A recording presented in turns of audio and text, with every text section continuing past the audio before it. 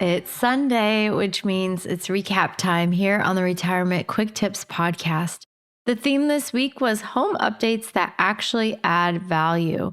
I had a lot of fun in the research and the writing and the recording of the podcast this week. I really enjoy all things home, remodel, updates. HGTV came out when I was a kid, and I spent a lot of time for a while, maybe like 3 or 4 years, from about the ages of maybe 10 to 12 or 13.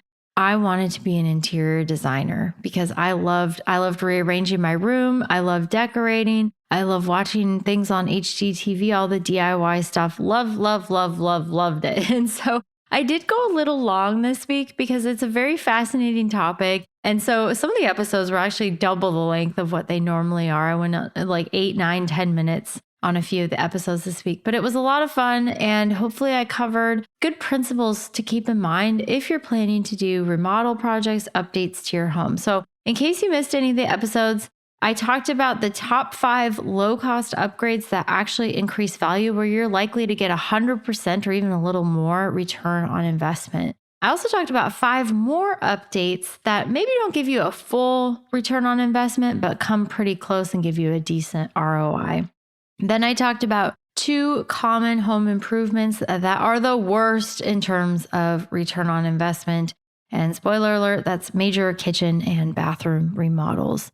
Okay, then I talked about a few other home updates to avoid. These are things like a pool, anything that is out of line with the value of your home or your neighborhood, like anything too high end. You could also go too low end, but I think a lot of people actually make the mistake of putting things that are too high end for what is appropriate for their home or their neighborhood.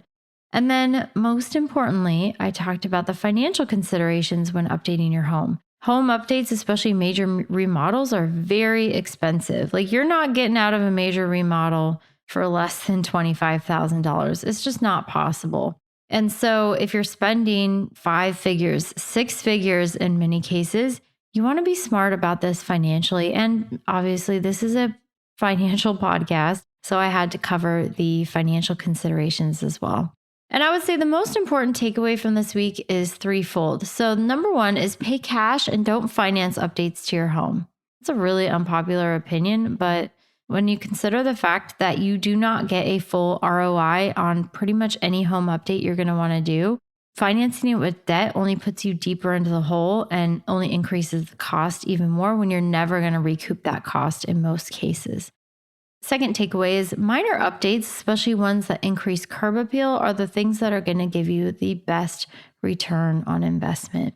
And the third one is, since you're unlikely to recoup even close to the full cost of most remodel projects, especially bigger ones, only consider major changes if you plan to stay in your home for many, many years. Maybe if you're in your forever home, but at least stay there for 5 to 10 years and plan to stay there so you can actually enjoy those changes you make. You spent all this money, you want to enjoy it. You don't want to spend it and then basically allow somebody else to enjoy the benefits of it when they buy your home. Okay, so tomorrow I'm starting a brand new theme. Are the new Bitcoin ETFs a good investment? So earlier this year in 2024, for the very first time, you could buy Bitcoin and you didn't have to do it through some crazy crypto wallet. You could actually buy and sell Bitcoin ETFs just like you can buy and sell stock. So it made Bitcoin and crypto a lot more accessible to most investors and kind of takes away a big hurdle that exists to buying crypto in the first place.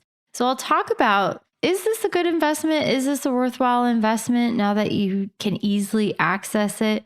Well, maybe not. We'll talk about that more next week.